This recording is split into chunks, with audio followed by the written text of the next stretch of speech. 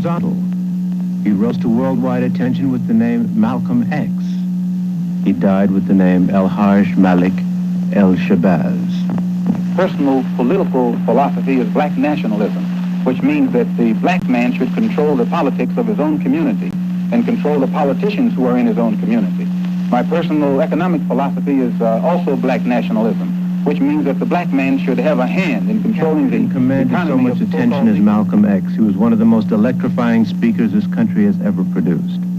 Some of the things he said rocked his contemporaries and his adversaries. For his own people. He developed into what he became from a turbulent childhood. Born in Omaha, Nebraska, raised in Lansing, Michigan, the son of a Baptist preacher who followed Marcus Garvey and was brutally murdered in Malcolm's youth. Malcolm's school ambitions were crushed by a white teacher who told him to be realistic about being a nigger and forget about being a lawyer and learn to do something with his hands instead. And so he floundered. He went to Roxbury, Massachusetts to live with his sister Ella. He flirted with crime. He got a job on the railroad, washing dishes, loading supplies, and selling sandwiches. Working on Pullman trains enabled him to travel to the big cities, Washington, Baltimore, Philadelphia, and New York. He became intoxicated with life in those big cities. Between rail trips, he bought himself zoot suits with the reed pleat and the stuffed cuff. He conked his hair. He settled in Harlem finally and began associating with a very fast crowd in that town. He started smoking reefers, selling drugs, selling women. He started using cocaine and he developed a habit. He drifted lower and lower and he was finally arrested on a robbery rap. In January of 1946, at 21 years of age, he was sentenced to 8 to 10 years in prison. Big Red, as he was known, started his life in the Charlestown State Prison. It was the same year that Jackie Robinson was becoming the first black man to play Major League Baseball, an event that Malcolm and his fellow inmates celebrated behind bars.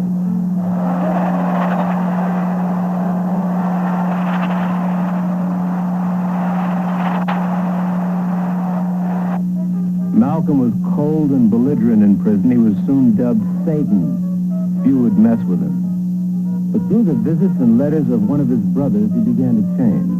He was exposed to the teachings of a little-known man in Detroit named Elijah Muhammad.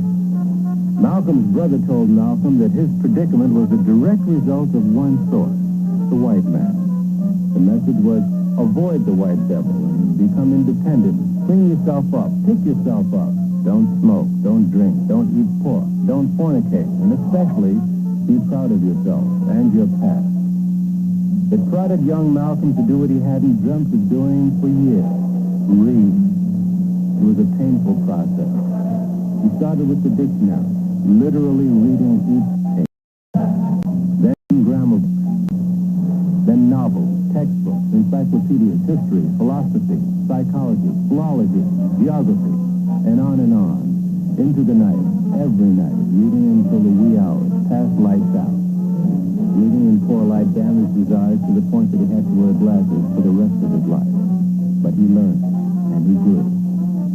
When he left prison in 1952, he was completely changed. He had a new perspective and a new attitude, as well as the desire to grow and the service of Elijah Muhammad. He dropped his last name, identifying it as a slave name.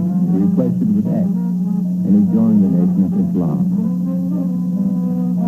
Within the next 2 years, a lot happened. The United States Supreme Court handed down its historic Brown decision of 1954. It ruled that separate but equal schooling was inherently unequal and must end with all deliberate speed.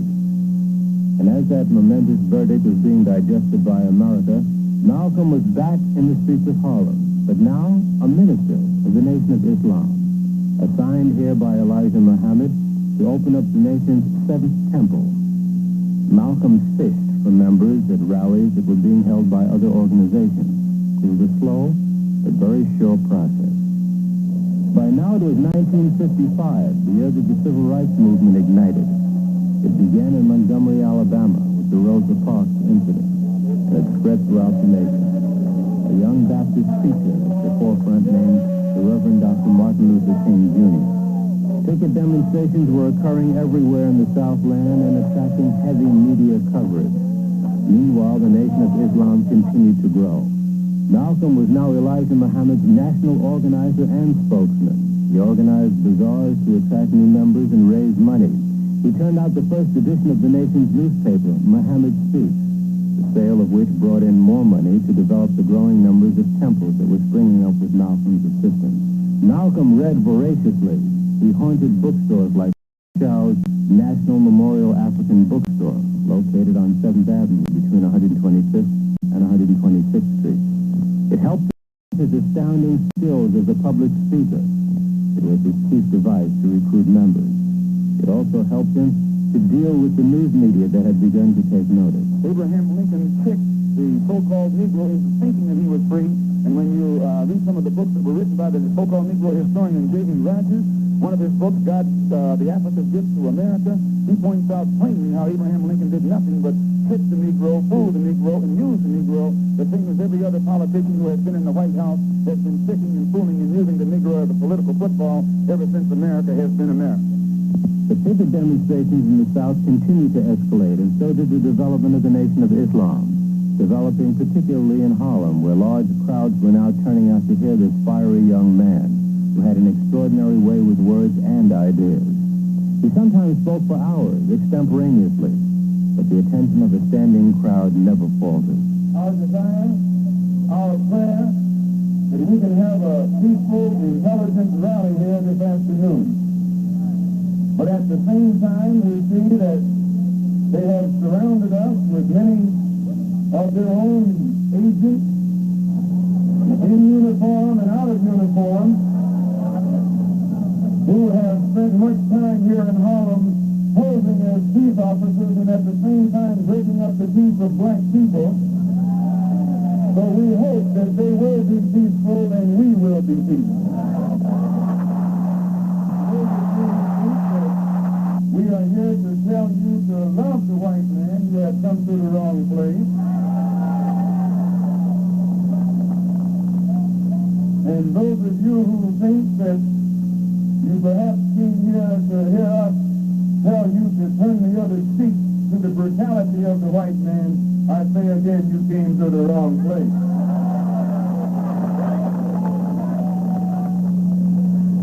But no matter what happens, we don't teach you to turn the other cheek. We don't teach you to turn the other cheek in the South, and we don't teach you to turn the other cheek in the North. We teach you to obey the law. We teach you to carry yourselves in a respectable way. But at the same time, we teach you that anyone who puts his hand on you, do your best to see that he doesn't put it on anybody else. We don't have any votes for airplanes bringing drugs into this country. The white man brings it in. The white man brings it to Harlem. The white man makes you a drug addict. The white man don't put you in jail when he catches you using drugs. Who is it that controls the prostitution in Harlem? It's the white man. Who controls the large sales of whiskey and wine? It's the white man. You don't have any distillery. You don't own Finley. You don't own Old Overholt or Seaman. You don't put the seal on that bottle of whiskey. It's the white man. Who can do the deck of cards and the dice that you use to gamble with? It's the white man. And after you sell them to you, he takes you with him and puts you in jail for using them. We're trapped in a vicious cycle of poverty, of ignorance, of apathy, of disease, and of death. And they have these old Uncle Tom Negro leaders coming to Harlem telling you and me that times are getting better. Your times will never get better until you make them better. And there's the same thing that goes on right here in Harlem. They will let a prostitute die as long as she come back to them later on. They encourage her to be a prostitute. They take bribes from her for being a prostitute. And they'll take it in cash or they'll take it in free. Well, we're here to tell them they have to come to a stop. Anytime you find any white man taking advantage of your woman, disrespecting her, you within your right to do the same thing to him that he's been doing to you.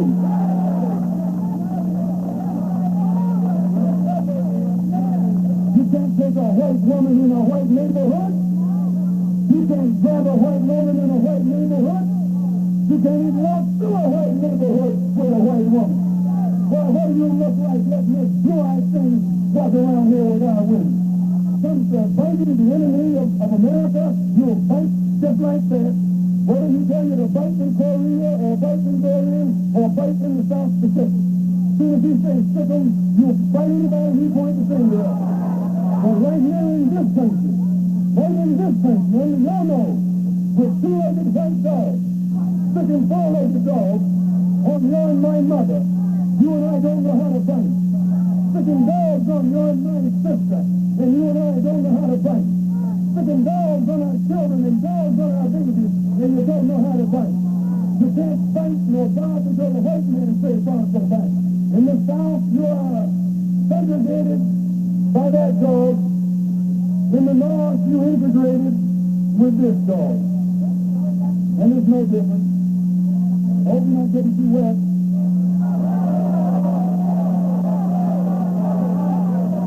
The dog is their best friend. The dog is their closest relative. They got the same kind of hair, the same kind of skin, and the same kind of smell. Oh, yeah.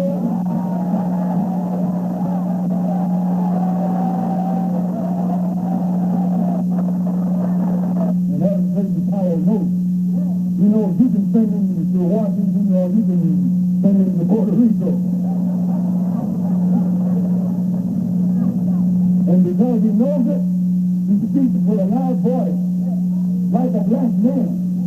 And when he speaks with a loud voice, like a black man, he calls him a racist. Because he sounds too much like a Muslim.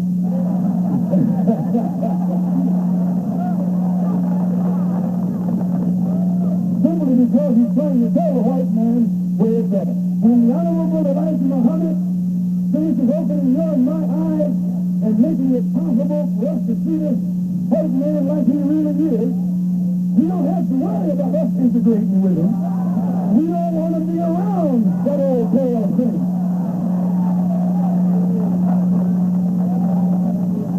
We don't want to be around that old pale thing. We don't want to integrate with that old pale thing. We don't want to sleep next to that old pale thing. So we can do without him. You find that old pale thing laying out in the sun, trying to get to look like you. That old pale thing.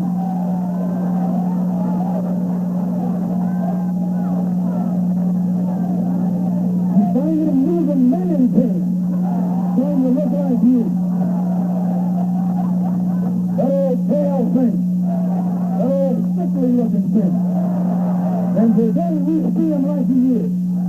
There was a time when we used to drool in the mouth over white people. We thought they were pretty because we were blind. We were dumb.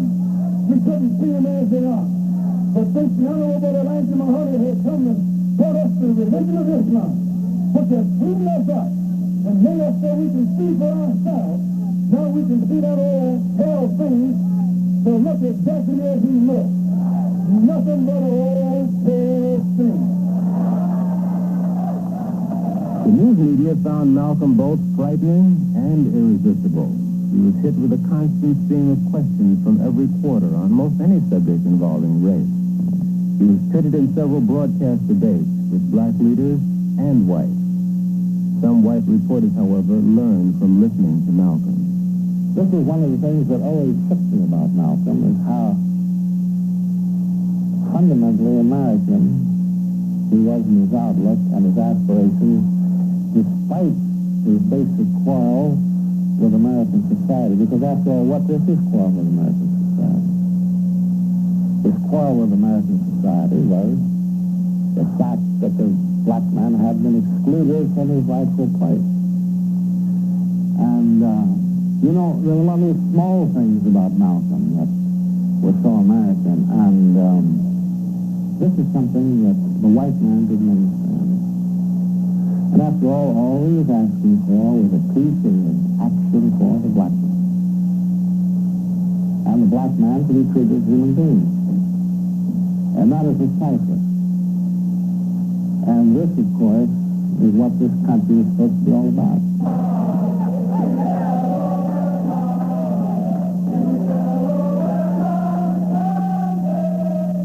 Malcolm's fury was directed at the same enemy that Dr. King in the South was attacking, white racism. But they had different ideas about dealing with the violence of whites upon blacks. Well, I've made this clear over and over again that my staff is absolutely committed to nonviolence. We have taught it, we have preached it, we have not encouraged violence at any point. We are not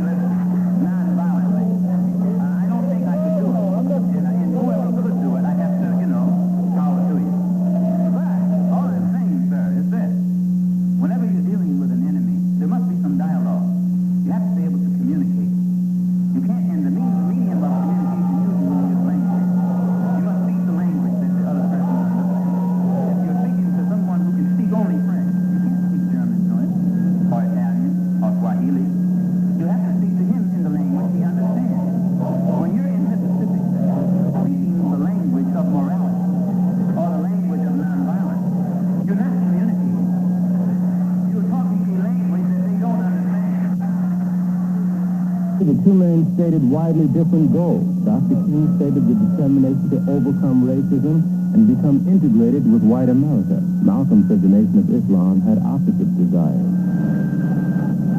We have no desire to integrate with a race of people who are cruel enough to stick dogs on women, children, and babies.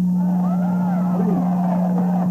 We don't want to have anything to do with any race of dogs. Two-legged dogs that will stick four-legged dogs on innocent, harmless women, children, and babies. Mass media had by now labeled the Nation of Islam the Black Muslims.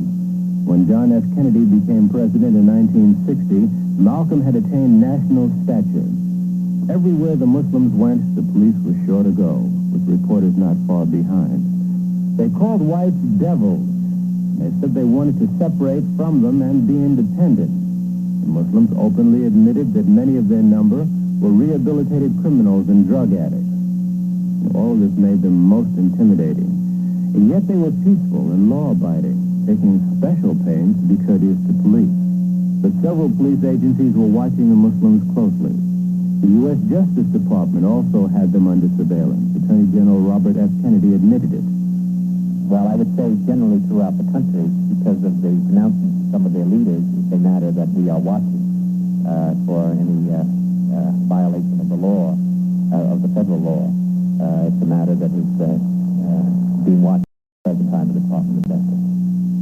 In January of 1963, a few Muslims were arrested while selling newspapers and charged with brutality against police. Malcolm led a quiet vigil outside the Manhattan Criminal Court building at 110 Center Street, and he reiterated his position to the press on their right to self-defense, especially in these violent times. It's not a case of taking militant action against the police department. As I said earlier, we obey the law. We respect the law more than many of the police officers do. As Mr. Muhammad has reformed more lawbreakers, he has rehabilitated more Negroes with criminal tendencies than the police department itself has. And the Muslims in Harlem have done more to bring about respect of law and order than the police department in Harlem has. And I've had police officials in New York City at the top level admit this. So it's not a case of taking militant action against any police. It's a case of letting the police and anyone else who's involved know that we are human beings, we are men, and we will stand like men and defend ourselves like men. I understand that you were riding next to the president's car when he assassinated him. You did not see the person who fired the shot? No, sir. wake of the tragedy, Malcolm was among the many national figures who were sought after for reactions to the assassination. Malcolm said it was a case of the chickens coming home to roost. Many misinterpreted the remark and were outraged. On December 4, 1963, Elijah Muhammad did something that Malcolm never dreamt would happen. This statement from Messenger Elijah Muhammad, the leader of the Muslims in America. Minister Malcolm Tabaz addressing a public meeting at Manhattan Center in New York City on Sunday, December 3rd, did not speak for the Muslims when he made comments on the death of the president, John F. Kennedy. He was speaking for himself and not Muslims in general. And Minister Malcolm has been suspended from public speaking for the time being. Mr. Muhammad's correct statement on hearing of the death of the president was as follows. We with the world are very shocked at the assassination of our president, and the nation still mourn the loss of our president. And he has said that it seems that every president who speaks out on behalf of the Negro has been assassinated, from Lincoln to President Kennedy. Part of Malcolm's 90-day period of silence was spent in Miami as the personal guest of Cassius Clay, as he was then known. Clay was preparing for his fight with heavyweight champion Sonny Liston. Clay would beat Liston and become world champion, and then stun the world the following day by announcing that he had become a follower of Elijah Muhammad. Soon after, the new champion came to New York and was shown around the United Nations by his friend Malcolm X. By now, the 90-day period was up. Malcolm X, may I call you that? Certainly. Malcolm X, I want to talk with you briefly about your affiliation with Texas. How long have you known him? About 3 years. And have you been advising him as far as his religious affiliation? Well, no, I don't give advice to anyone. He's my brother and my friend. I express what I know and understand around him, but he has a mind of his own and understanding of his own. Did he feel that, he tells me that he felt that his affiliation with the Muslim religion had a great deal to do with his winning? Yes, as a follower of the Honorable Elijah Muhammad in the religion of Islam, it definitely had everything to do with his victory. It gave him the confidence that was necessary to be the winner. Malcolm X, you were involved in a controversy some months ago with your leader. Is that over? Well, I've been silent for the past 90 days because of some statements I made concerning the President of the United States, which were distorted. They were distorted. And yes. What did you say, Malcolm? Well, I said the same thing that everybody says, that his assassination was the result of the climate of hate. But only I said the chickens came home to roost, and which means the same thing. Climate of hate means that this is the result of something. And when I said chickens coming home to roost, I said the same thing. But you did not say that you were glad the president was killed. No, that's what the press said. What will I look like saying the president was killed? Malcolm, this is your first public statement in that 90-day period, is it not? First time I opened up my mouth in 90 days. That's why I'm talking so fast and so hard. You feel, however, that we're making progress in this country? No. I will never say that progress is being made. If you stick a knife in my back 9 inches and pull it out 6 inches, there's no progress. You pull it all the way out, that's not progress. The progress is healing the wound that the blow made. And they haven't even begun to pull the knife out, much less try and heal the wound. They won't even admit the knife is there. Do you have any prediction you'd like to make? No. When we'll solve this? Cassius makes all the predictions. But there was no word from Chicago, Malcolm said. Everything I know, the days wore on, Malcolm came to a momentous decision. During the 90 days that I've been silent, I have come to the conclusion that I can best help spread the solution and the diagnosis that the Honorable Elijah Muhammad gives of the so-called Negro problem in this country by continuing to remain out of the Nation of Islam and working on my own without restriction in the way that I think I best know how. Soon after Malcolm went to Africa, he saw the validity of the teachings of the late Marcus Garvey. Marcus Garvey taught the value in relating to one's land of origin. We didn't want anybody to tell us anything about Africa, much less call us an African. And in hating Africa and hating the African, we ended up even hating ourselves without even realizing it. Because you can't hate the roots of a tree and not hate the tree. You can't hate your origin and not end up hating yourself. You can't hate Africa and not hate yourself. And you show me one of these people over here who has been thoroughly brainwashed, who has a negative attitude toward Africa, and I'll show you one that has a negative attitude toward himself. Malcolm also made his Hajj, the trip to the holy city of Mecca. There he received an Islamic name, El-Hajj Malik el-Shabazz. He was also shocked to see Muslims who were white, but not racist. Malcolm traveled extensively in Africa, Ghana, Nigeria, Uganda, Kenya, Liberia, Senegal, delivering countless fiery speeches, telling the African about the plight of the Afro-American. Malcolm noticed that he was being followed. His words elicited strong reaction among Africans. Many African delegates began quoting Malcolm in UN debates, much to the embarrassment of America. He made 2 trips to Africa that year. And though his concerns still centered on blacks in America, he was now seeing the problem in international context. Malcolm, what is your purpose here? Well, my purpose here is to remind the African heads of state that there are 22 million of us in America who are also of African descent, and to remind them also that we are the victims of America's colonialism or American imperialism, and that our problem is not an American problem, it's a human problem. It's not a Negro problem, it's a problem of humanity. It's not a problem of civil rights, but a problem of human rights. And what do you hope for from this conference? Well, we hope to bring pressure upon them, or rather we hope to impress upon them the importance of their bringing pressure, and upon the United States take some meaningful effort to solve our problem in America. We want them to help us get our problem before the United Nations and charge America with violating our human rights, in the same way that South Africa is charged with violating the human rights of our people in that area. And what sort of reaction have you been getting from the African leaders? Well, I've gotten a good reaction, a very sympathetic reaction, and an understanding reaction. Many of them have been misinformed by the American government into thinking that black people in America don't identify with Africa, and therefore they've restrained themselves from voicing their interest in our problem. I've impressed upon them that our problem is their problem, as well as their problem to our problem. When he returned, he found that the news that he had a new perspective had beaten him back home, and the press was waiting for him to explain. When I was on the pilgrimage, I had close contact with Muslims whose skin would in America be classified as white, and with Muslims who themselves would be classified as white in America. But these particular Muslims didn't call themselves white. They looked upon themselves as human beings, as part of the human family, and therefore they looked upon all other segments of the human family as part of that same family. Now, they had a different look, or a different air, or a different attitude than that which is reflected in the attitude of the man in America who called himself white. So I said that if Islam had done that for them, perhaps if the white man in America would study Islam, perhaps they could do the same thing for him. But Malcolm's split with the Nation of Islam was causing more and more problems.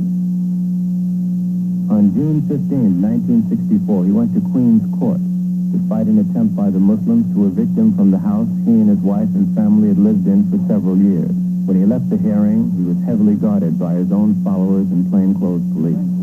It has been a well-known fact, though only in the form of rumor, that there is a deal of apprehension at my being out of the black Muslim movement on the part of the black Muslims themselves. And I had stated in a newspaper article about an effort to take my life back in January, and at that time the Muslims denied it. In fact, they tried to make it appear to my brother that I was insane. But on a program in Chicago called Hotline, it's moderated by Wesley South, John Ali, the national secretary, admitted, I think it was Wednesday or Thursday, one of these days last week, that they absolutely were going to kill me. Why are they threatening your life? Well, primarily because they're afraid that I will tell the real reason that I'm out of the black Muslim movement, which I never told. I kept to myself. But the real reason is that Elijah Muhammad, the head of the movement, is the father of 8 children by 6 different teenage girls. 6 different teenage girls who were his private personal secretary. 4 of them had 1 child apiece by him. 2 of them had 2 children, and one of those 2 is pregnant right now in Los Angeles with his 3rd child. And the one who first made me aware of this was Wallace Muhammad, Mr. Muhammad's son. And it was their fear that if I remained in the black Muslim movement, and this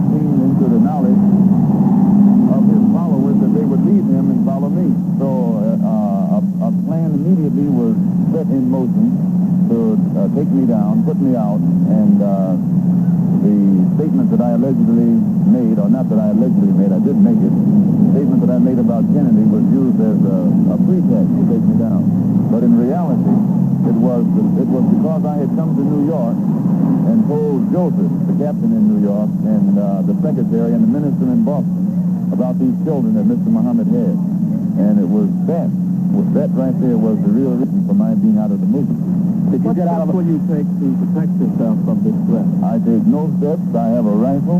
If anybody comes to my house without a good reason, I intend to try and use it, and that's all. A few days later, Congress passed the Civil Rights Bill barring discrimination in education.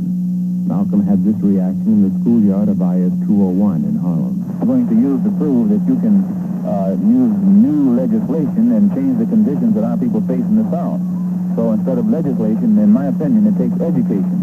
The whites have to be re-educated so that the racism that they have in their hearts can be eliminated, and our people have to be re-educated so that we will know how to do something for ourselves instead of waiting for others to do it for us all the time.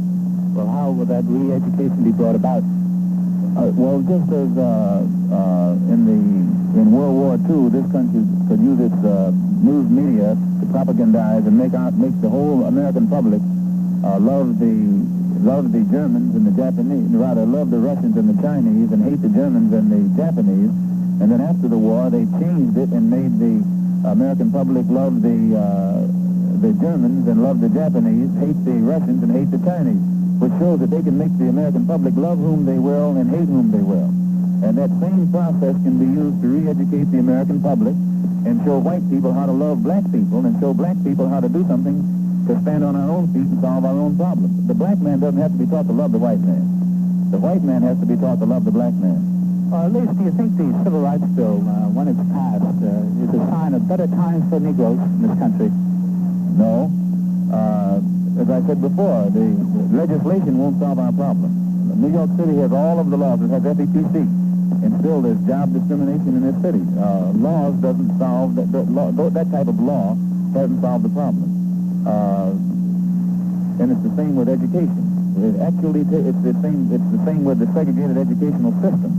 It exists here the same as it exists in the South. Now, the law here is on the side of an integrated school system, but you still don't have an integrated school system. What do you think of Senator Goldwater's stand on the Civil Rights Bill?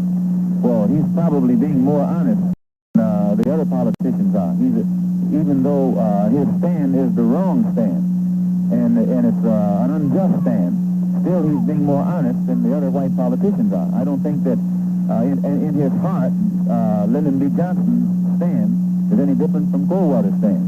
Lyndon B. Johnson is taking a stand that is for political expediency.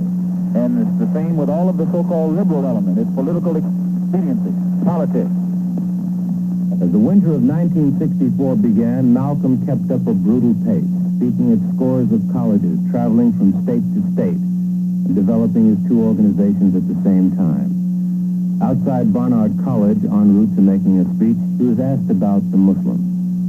He says there are probably less than 7,000 members now in the Muslim. Well, it has fallen apart. No, thank you. It has fallen apart. And dissatisfied black Americans are now free to participate into the full swing of the struggle that's going on in this country, and I think it will be inclined to step up the tempo. Are there in your movement? Every movement. On February 4th, 1965, Malcolm came to Selma, Alabama, in the thick of Dr. King's voter registration drive. Dr. King had just received the Nobel Peace Prize in December. He was arrested in this Marion County drive. Dr. King, the apostle of peace, would die violently in 4 years. Malcolm was invited to speak at Brown's Methodist Church in Selma by the Student Nonviolent Coordinating Committee. Mrs. Coretta King spoke and sat next to Malcolm at the dais. She said later that Malcolm told her that he wanted to work with, not against her husband. Then Malcolm addressed the audience. You have to read the history of slavery to understand this. There were two kinds of Negroes. There was that old house Negro and the field Negro. Also like her. And the house Negro always looked out for his master. When the field Negro got too much out of line, he held them back in check. He put them back on the plantation. Like people like me. Talking to the slaves.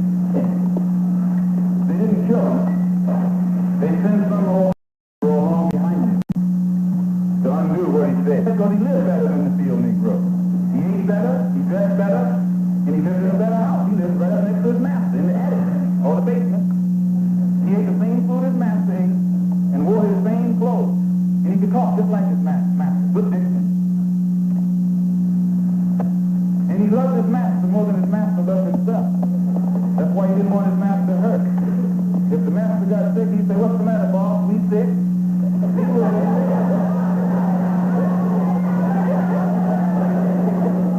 When the master's house caught a fire, he'd try and put the fire out. He didn't want his master's house burned.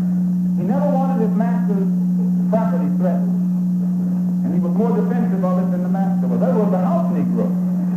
But then you had some field Negroes who lived in huts, had nothing to lose. They wore the worst kind of clothes, they ate the worst food, and they caught hell. They felt the sting of the land. They hated their master. Oh, yes, they did. If the master got sick, they prayed that the master died. If the master's house caught fire, they prayed for a strong wind to come along. This was the difference between the two. And today you still have house Negroes and field Negroes.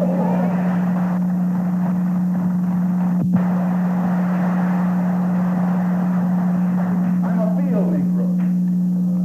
If I can't live in the house as a human being, I'm praying for a wind to come along.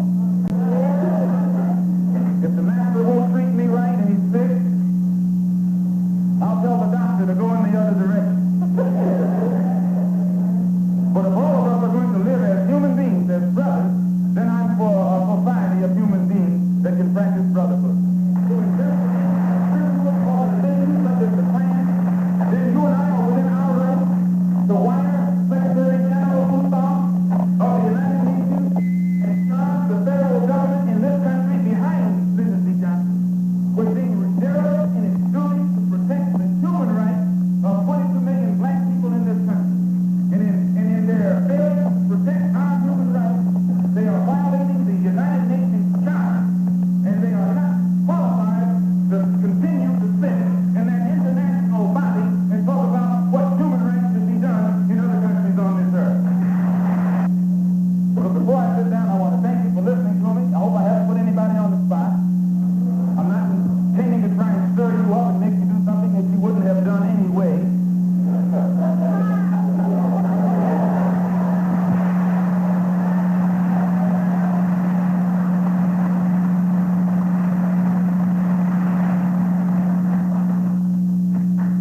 I pray that God will bless you in everything that you do.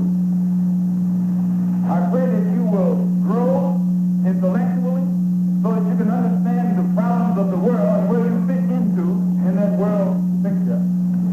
And I pray that all the fear that has ever been in your heart will be taken out. And when you look at that man, if you know he's nothing but a coward, you won't fear him. If he wasn't a coward, he wouldn't gang up on you. He wouldn't.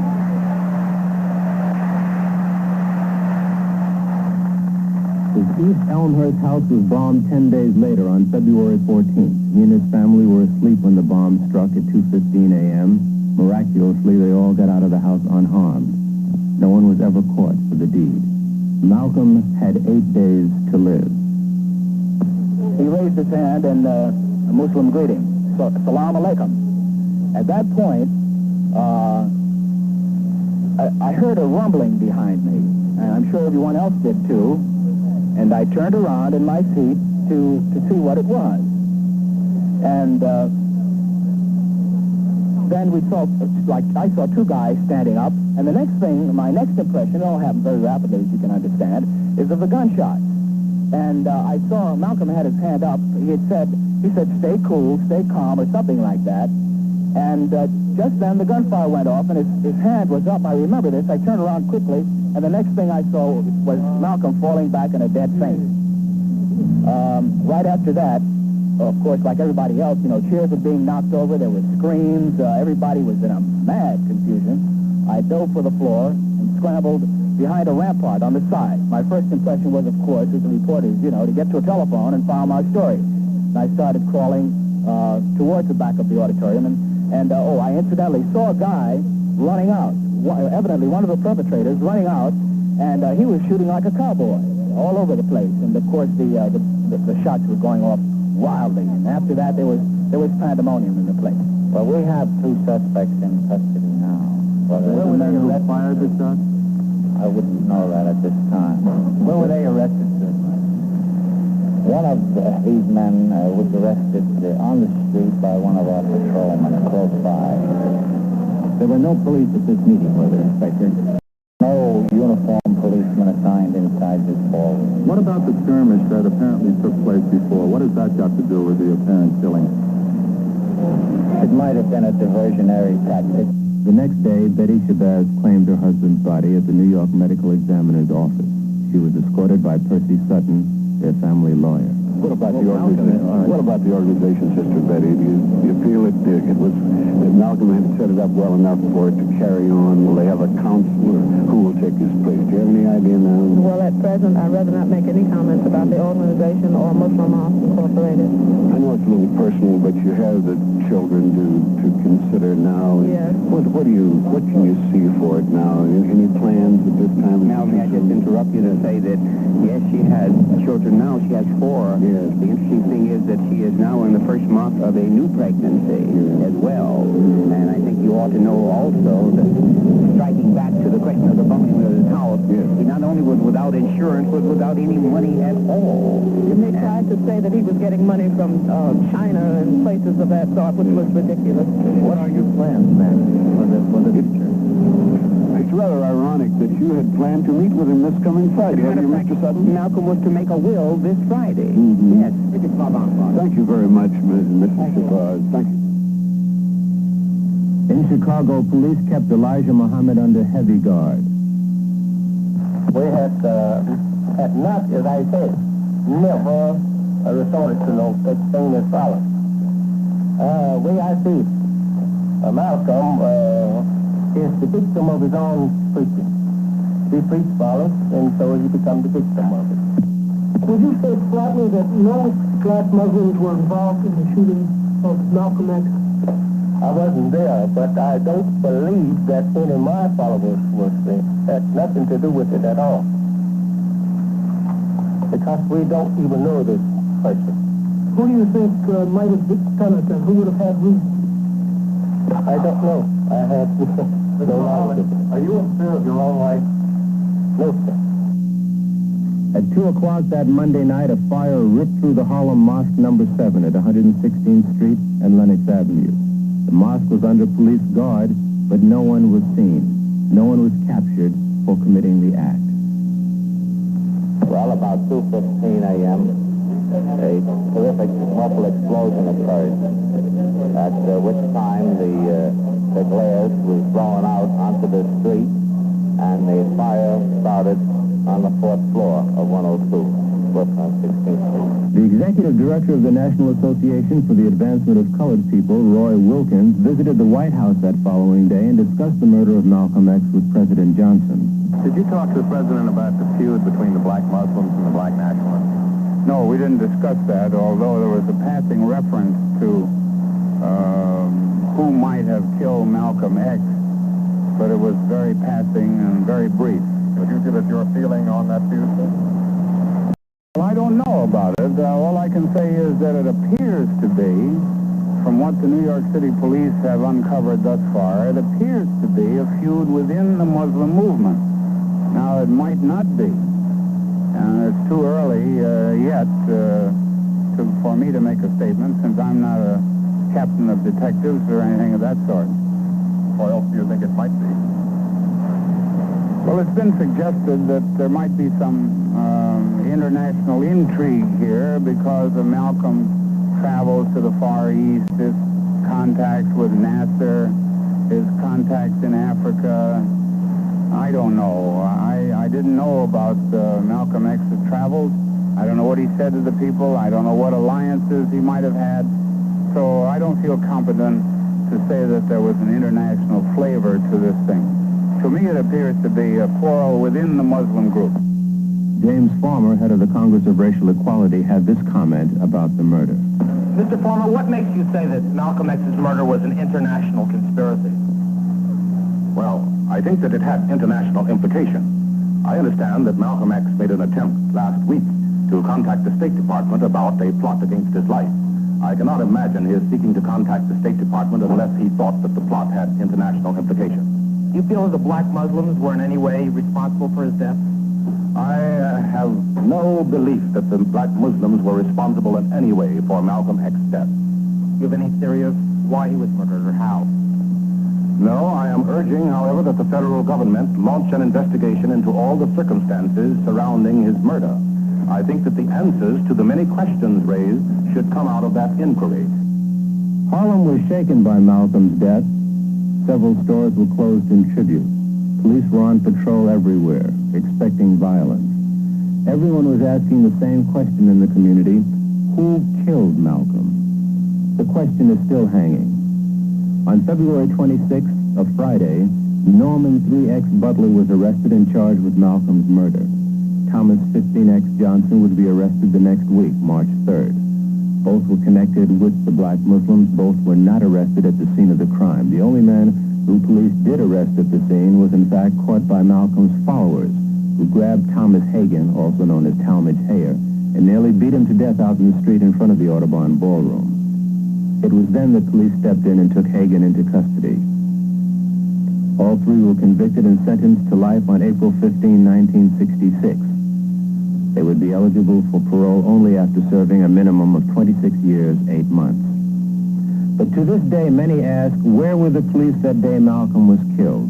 And this reporter joins in that question. Why was he guarded so loosely when police knew full well, as everybody knew, that Malcolm's life was in great danger? Malcolm himself had repeatedly told police that his life was in jeopardy. Malcolm also had doubts toward the end that the Muslims were stalking him. In fact, this reporter has been told by at least 2 people close to Malcolm that Malcolm told that the Central Intelligence Agency would kill him. The CIA was indeed very closely watching Malcolm. Of special concern was his effectiveness in Africa. He had submitted an 8-page memorandum to a meeting of the heads of 33 African nations calling for their support in his pending move to take America before the United Nations for violating the Afro-Americans' human rights. In view of America's heavy economic interests in Africa, there can be no doubt that such a move, successful or not, would have been most embarrassing to this country and would have certainly injured the huge investments of countless American big businesses in Africa. Malcolm's speeches in Africa had a devastating impact. Several U.S. ambassadors complained. U.S. officials tried to have him barred from speaking in Kenya and several other African nations. And what of Malcolm's talks with King Faisal, the czar of the world's oil supply? How much influence did Malcolm's words have on what is happening today? In the interest of justice and truth, the following questions must be answered. Why was Malcolm almost fatally poisoned while he was in Africa? And who did it? Why was Malcolm forbidden entry to France? And what American influence was behind that? Who bombed Malcolm's house? And why has no one been caught? Why were police so lax, almost casual, in their actions that fateful day at the Audubon Ballroom? Eyewitnesses to the murder say that there were more than 3 assailants. Why haven't they been sought or caught? And who burned the mosque? Why hasn't anyone been caught for that deed? In view of disclosures recently of criminal actions by the United States government and the police, from the office of the president on down, nationally and internationally, it is not at the least unreasonable to demand answers to these questions. At 20 minutes after 9, Saturday morning, February 27th, the Faith Temple of God in Christ on Amsterdam Avenue and 150th Street opened its doors for the funeral of El-Hajj Malik El-Shabazz. Relatively few of the 6,000 persons who were estimated there could get into the church. Ossie Davis, a friend of Malcolm's, delivered the eulogy. Here, at this final hour, in this quiet place, Harlem has come to bid farewell to one of its brightest hopes, extinguished now and gone from us forever. For Harlem is where he worked and where he struggled and fought. There are those who will consider it their duty, as friends of the Negro people, to tell us to revile him, to flee even from the presence of his memory, to save ourselves by writing him out of the history of our turbulent times. Many will ask what Harlem finds to honor in this stormy, controversial, and bold young captain. And we will smile. Many will say, turn away, away from this man, for he is not a man, but a demon, a monster, a subverter, and an enemy of the black man. And we will smile. They will say that he is of hate, a fanatic, a racist, who can only bring evil to the cause for which you struggle. And we will answer and say unto them, did you ever talk to Brother Malcolm? Did you ever touch him or have him smile at you? Did you ever really listen to him? Did he ever do a mean thing? Was he ever himself associated with violence or any public disturbance? For if you did, you would know him. And if you knew him, you would know why we must know him. Malcolm was our manhood, our living black manhood. This was his meaning to his people. And in honoring him, we honor the best in ourselves. However much we differed with him, or with each other about him and his value as a man, let his going from us serve only to bring us together now. Consigning these mortal remains to earth, the common mother of all, secure in the knowledge that what we place in the ground is no more now a man, but a seed, which, after the winter of discontent, will come forth again to meet us, and we shall know him then for what he was and is, a prince, our own black shining prince, who did not hesitate to die because he loved us so. Anytime you beg another man to set you free, you will never be free. Freedom is something that you have to do for yourself. Just like the white man in America brought about freedom for himself by letting the people who oppressed him and colonized him know that he was willing to pay the price. And until the American Negro lets the white man know that we are really ready and willing to pay the price that is necessary for freedom, our people will always be walking around here second-class citizens, or what you call 20th century slaves. What price are you talking about, sir? The price of freedom is death.